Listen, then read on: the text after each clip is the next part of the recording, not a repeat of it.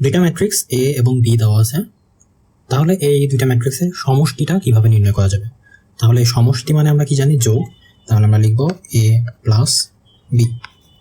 এ plus B করে আমরা কি পাবো?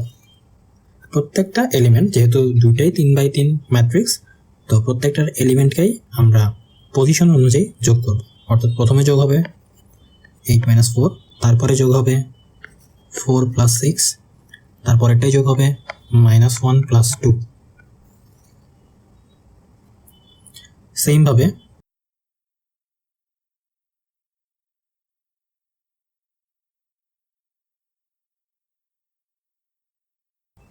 তাহলে এটাই হবে আমাদের আলটিমেটলি ম্যাট্রিক্সের সমষ্টি।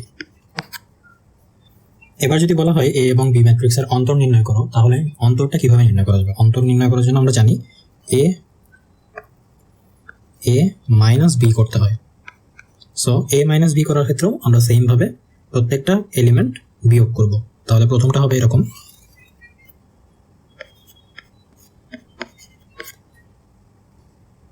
সেকেন্ডটা, থার্ডটা, এভাবে বাকিগুলো আবার বসে যাবে। ওকে, তাহলে এ এবং বি এর অন্তরটা পেয়ে গেলাম। এখন এ মাইনাস বি, এটার অ্যান্সার আসছে এরকম। আমরা যদি এখন বি মাইনাস এ করি কোনোভাবে, অর্থাৎ বি ম্যাট্রিক্স এবং এ ম্যাট্রিক্সের অন্তর যদি আমরা নির্ণয় করি কোনোভাবে, তাহলে এটা কখনোই এ মাইনাস বি এর সমান হবে না। অর্থাৎ A minus B not equal to B minus A, এটা সবসময় একই রকম থাকবে। এ মাইনাস বি এবং বি মাইনাস এ তখনই সমান হবে যখন এ এর উপাদান এবং বি এর উপাদান সেম হবে। ওকে, তাহলে আমরা বি মাইনাস এটাও দেখে নিই। এখানে বি এর উপাদানগুলো আগে লিখতে হবে, এ এর উপাদানগুলো পরে লিখতে হবে, যেহেতু বি মাইনাস এ। সো প্রথমে হবে -4, 6 - 4, 2 - -1। এখন সেম ভাবে বাকি উপাদানগুলো লিখে ফেলি। ও বি মাইনাস এ করে আমরা এরকম একটা অ্যান্সার পেয়ে গেলাম। এখন এই দুইটা ম্যাট্রিক্সের মধ্যে একটা ইন্টারেস্টিং কোশ্চেন আছে, যেটা সচরাচরই আসে। সেটা হচ্ছে এ বি এবং বি এ, এই দুইটার মধ্যে কোনটা পসিবল? দ্যাট মিনস এ এবং বি ম্যাট্রিক্স গুণ করা এবং বি এবং এ ম্যাট্রিক্স গুণ করা। তাহলে কোনটা আসলে সম্ভব, গুণ করা সম্ভব কোনটা, সেটা আমাদের বের করতে হবে। সো পসিবিলিটি বের করার জন্য আমরা শুধু শুধু মুখে মুখে বলে দিলে হবে না, আমাদের ম্যাথ করে দেখিয়ে দিতে হবে। সো কীভাবে দেখাবো? প্রথমে আমরা এ বি গুণ করবো, তারপর আমরা বি এ গুণ করার চেষ্টা করবো, তারপর এদের মধ্যে যেটা সম্ভব সেটা গুণ করে গুণফল লিখে দিতে হবে, আর যেটা সম্ভব না সেটা কেন সম্ভব না সেটা লিখে দিতে হবে। সো প্রথমে আমরা এ বি নির্ণয় করি। এ ম্যাট্রিক্সের যে কলাম আছে সেই কলাম আছে 2টা, এবং বি ম্যাট্রিক্সের যে সারি আছে সেই সারি আছে 2টা, অর্থাৎ সারি কলাম এখানে কিন্তু মিলে গেছে। সো আমরা এই গুণটা করতে পারবো। তাহলে গুণটা করে ফেলি। এরকম একটা ম্যাট্রিক্স চিহ্ন দিতে হবে অবশ্যই। এবার এই প্রথম সারির সাথে বি ম্যাট্রিক্সের প্রথম কলাম গুণ, এবং গুণ করে সেটার অবস্থানটা কোথায় হবে? বি ম্যাট্রিক্সের যেই কলামটা নিয়ে আমরা কাজ করতেছি সেই কলামে হবে।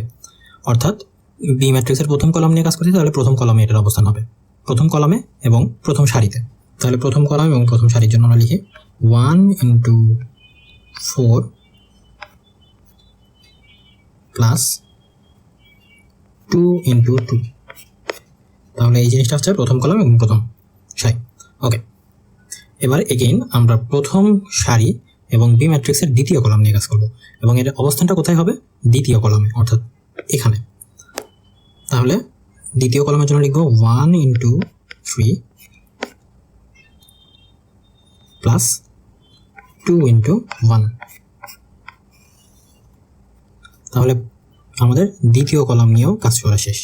তাহলে জিনিসটা আমরা আরেকবার রিভাইজ করি। সেটা হচ্ছে এ এবং বি, এই ম্যাট্রিক্স দুইটাকে যদি আমরা গুণ করতে চাই, তাহলে আমাদের প্রথমে দেখতে হবে এ ম্যাট্রিক্সের কলাম কয়টা আছে এবং বি ম্যাট্রিক্সের সারি কয়টা আছে।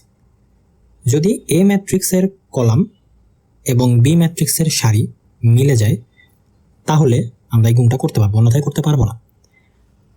অর্থাৎ আমরা যদি এ বি গুণ করি, সেক্ষেত্রে এ ম্যাট্রিক্সের কলাম দেখব, বি ম্যাট্রিক্সের সারি দেখব। আবার আমরা যদি বি এ গুণ করি, তাহলে প্রথমে আমরা বি ম্যাট্রিক্সের কলাম দেখব আর এ ম্যাট্রিক্সের সারি দেখব। এইভাবে হবে। তার মানে যেটা আগে থাকবে সেটার আমরা কলাম দেখব, যেটা পরে থাকবে সেটার আমরা সারি দেখব। কিন্তু গুণ করার সময় আমরা কি করব? গুণ করার সময় প্রথমটার সারি নিব এবং দ্বিতীয়টার কলাম নিব, এইভাবে গুণ করব। তাহলে প্রথমটা সারি আছে 1 এবং 2, দ্বিতীয়টার কলাম আছে 4 এবং 2, তাহলে 1 × 4 প্লাস 2 × 2। সেমভাবে পরের ধাপে গিয়ে আমরা কি করব, আবার প্রথম সারিটা নিব প্রথম ম্যাট্রিক্সের এবং দ্বিতীয় কলামটা নিব দ্বিতীয় ম্যাট্রিক্সে। সেক্ষেত্রে আমরা কি করব, 1 × 3 প্লাস 2 × 1, এভাবে করে বাকি গুণটা আমরা করে দিব।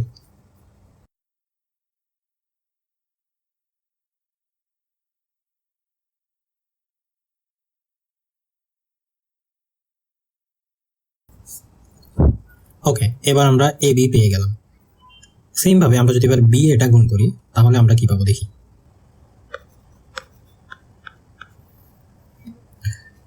ওকে, তাহলে বি ম্যাট্রিক্সের কলাম আছে 2টা, এ ম্যাট্রিক্সের সারি আছে 3টা। এর আগে আমরা কি শিখেছিলাম, যে কয়টা কলাম থাকবে সেই কয়টা সারিই থাকতে হবে গুণ করার জন্য। তাহলে আমরা এখানে দেখতে পাচ্ছি যেহেতু বি এ গুণ করবো, এবার বি ম্যাট্রিক্সের কলাম আছে এই 2টা, এই যে বি ম্যাট্রিক্সের কলাম আছে 2টা, এ ম্যাট্রিক্সের সারি আছে 3টা। তাহলে এটা কিন্তু আমাদের মিলল না। তাহলে আমরা সরাসরি কি লিখব, বি এ নির্ণয় করা সম্ভব নয়। বি ম্যাট্রিক্সের কলাম আছে কয়টা, 2টা, এবং এ ম্যাট্রিক্সের সারি আছে কয়টা, 3টা। সো যেহেতু এটা মিলে নাই, সারির সংখ্যা এবং কলামের সংখ্যা মিলে নেই, সেহেতু এই গুণ করা সম্ভব না। আমরা যে এই এ এবং বি গুণ করলাম, এখন যদি আমাদের এমসিকিউতে কোশ্চেন আসে যে এ বি গুণ করে যে ফলাফলটা আসবে সেই ফলাফলটার ক্রম কেমন হবে, তাহলে আমাদের এই পুরা গুণ করার কোনো প্রয়োজন নাই আগেই। যদি শুধু ক্রমটা জানতে চাই সেক্ষেত্রে আমরা কি দেখব, সেক্ষেত্রে আমরা দেখব এ ম্যাট্রিক্সের ক্রম কেমন আছে, তারপর আমরা দেখব বি ম্যাট্রিক্সের ক্রম কেমন আছে। লেটস সে এ ম্যাট্রিক্সের ক্রম হচ্ছে 3/2 এবং বি ম্যাট্রিক্সের ক্রম হচ্ছে 2/2, অর্থাৎ এ ম্যাট্রিক্স আগের মতোই।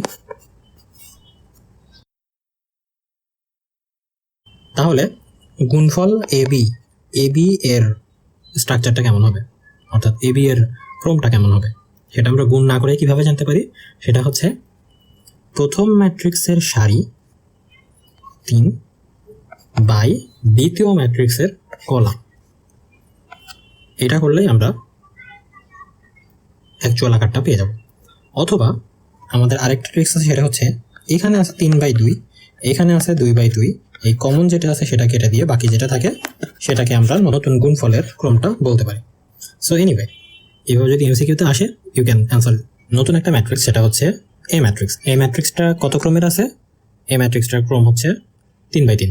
ওকে, এবং এই ম্যাট্রিক্সের সাথে আরেকটা ইনফরমেশন দেওয়া আছে। ওকে, এই দুইটা ইনফরমেশন দেওয়া আছে। নির্ণয় করতে বলছে ফাংশন অফ এ ট্রান্সপোজ কত। ওকে, এই ম্যাথটা করার জন্য আমাদের সেই ছোটবেলার রুলসে ফিরে যেতে হবে, সেটা হচ্ছে ফাংশনে কিভাবে ভ্যালু বসে। অর্থাৎ আমার ফাংশনটা দেওয়া আছে F of x x² - 2x - 3i। তো এফ অফ এ ট্রান্সপোজ কত, তাহলে এই এ ট্রান্সপোজটা এক্স এর জায়গায় বসে যাবে শুধু। তাহলে নতুন করে অ্যান্সারটা আসতেছে এরকম। আইটা কেমন হবে, আইটা 1001 হবে নাকি 100010001, এটা হবে 2/2 হবে নাকি 3/3 হবে নাকি 4/4 হবে, কোনটা হবে? এটা ডিপেন্ড করবে আমার এ ট্রান্সপোজটা কিসের উপর আছে। অর্থাৎ এ ট্রান্সপোজের আকার যদি 3/3 হয় তাহলে অভেদও 3/3 হবে। এ ট্রান্সপোজের আকার যদি 2/2 হয় তাহলে অভেদও 2/2 হবে। আর যদি 4/4 হয় তাহলে অভেদও 4/4 হবে। সো এখানে এ যেটা আছে সেটা হচ্ছে 3/3 আকারের আছে, এ ট্রান্সপোজ যেটা আছে সেটাও 3/3 আকারেরই হবে। তো এই জন্য আমাদের এই আই জিনিসটা সেটা হবে 3/3 আকারের আই। ওকে, নাও ফাইনালি যদি আমরা 3টা বিয়োগ করে দিই তাহলে আলটিমেট অ্যান্সার পেয়ে যাবো। তাহলে বিয়োগটা করে কি পাই? তো এই অঙ্কগুলো এভাবে শেষ করতে হয়। এই প্রশ্নে বলা আছে A B transpose is equal to একটা ম্যাট্রিক্স। এটা যদি হয় তাহলে প্রমাণ করতে হবে 2c + a + b⁵ is equal two -2। আর এটার জন্য এ ম্যাট্রিক্স এবং বি ম্যাট্রিক্স আলাদা করে দেওয়া আছে। তো এটার অ্যান্সার কিভাবে বের করতে হবে? এটার অ্যান্সার বের করার জন্য প্রথমে আগে আমাদের এ এবং বি ম্যাট্রিক্স দুইটা গুণ করে নিতে হবে। গুণ করে নিয়ে যে ফলাফলটা আমরা পাবো সেই ফলাফলটাকে একটা ট্রান্সপোজ করব। ট্রান্সপোজ করে যেই ম্যাট্রিক্সটা আসবে সেই ম্যাট্রিক্সটার সাথে দেওয়া ম্যাট্রিক্সটাকে তুলনা করতে হবে। তুলনা করে এ বি সি এই তিনটা ভ্যালু বের করতে হবে, অর্থাৎ এ বি সি এই তিনটা ভ্যালু বের করতে হবে। ওকে, এখন এই তিনটা ভ্যালু বের করে নেওয়ার পরে এই ইকুয়েশনে বসিয়ে দিলেই আমাদের কাঙ্ক্ষিত ফলাফলটা আমরা পেয়ে যাব। ওকে, এ বি এর গুণফলের ফলাফলটা আসবে এরকম, এটা নিজেরা ট্রাই করবা। এবার এই যে এ বি এর যে ফলাফলটা আসলো, এই এ বি এর ফলাফলটাকে এখন ট্রান্সপোজ করতে হবে। ওকে, এ বি ট্রান্সপোজের ফলাফলটা এবার পেয়ে গেল। এখন আমাদের ভ্যালুগুলো বের করতে হবে। ওকে, তাহলে এ বি ট্রান্সপোজের কম্প্যারিজনটা হবে এরকম, এই দুইটা ম্যাট্রিক্সকে এইভাবে আমরা কম্পেয়ার করব। এবার আমরা দেখব এই এ এর ভ্যালুটা কত। তাহলে এই এ এর ভ্যালুটা নির্ণয় করার জন্য আমাদের এই ম্যাট্রিক্সটা চলে আসতে হবে। এই ম্যাট্রিক্সটা এসে দেখতে হবে যে এ পজিশন বরাবর ভ্যালুটা কত, 12। তাহলে আমরা লিখে ফেলবো a = 12। বি পজিশন বরাবর ভ্যালুটা হচ্ছে -2, তাহলে লিখে ফেলবো -2। এবং সি এর ভ্যালুটা হবে 9, তাহলে লিখে ফেলবো 9। ওকে, এখন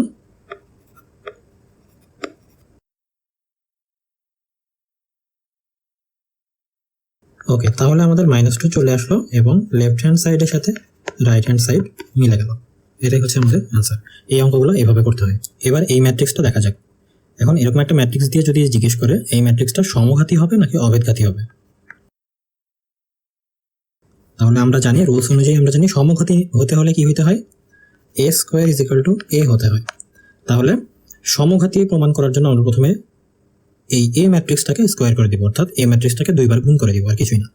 2 বার গুণ করার পরে যদি আমাদের এই আগের ম্যাট্রিক্স এই ফেরত আসে, অর্থাৎ এই ম্যাট্রিক্সটাই ফেরত আসে, তাহলে আমরা বুঝবো এটা সমঘাতী।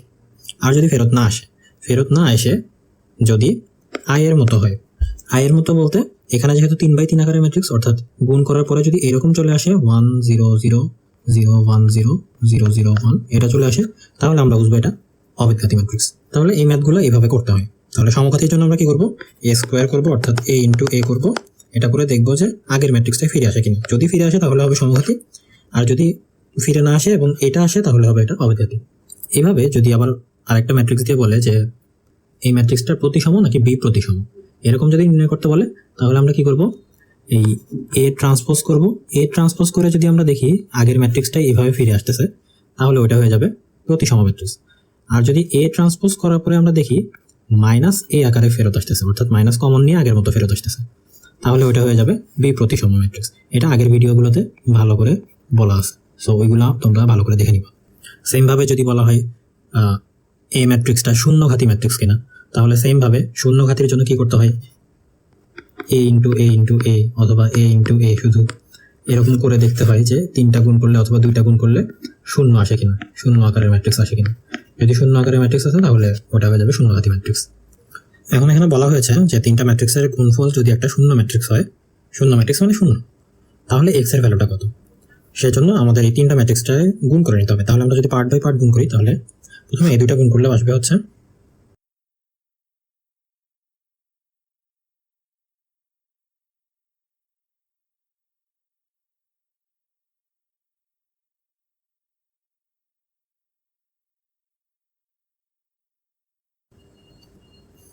ওকে। এখন যেহেতু এই ম্যাট্রিক্সটা একটা শূন্য ম্যাট্রিক্স বলা হয়েছিল, তাহলে 2x² + 8x + 8 = 0, এটা বসিয়ে আমাদের ভ্যালুটা আলটিমেটলি বের করতে হবে। এই জন্য আমরা = 0 বসালাম।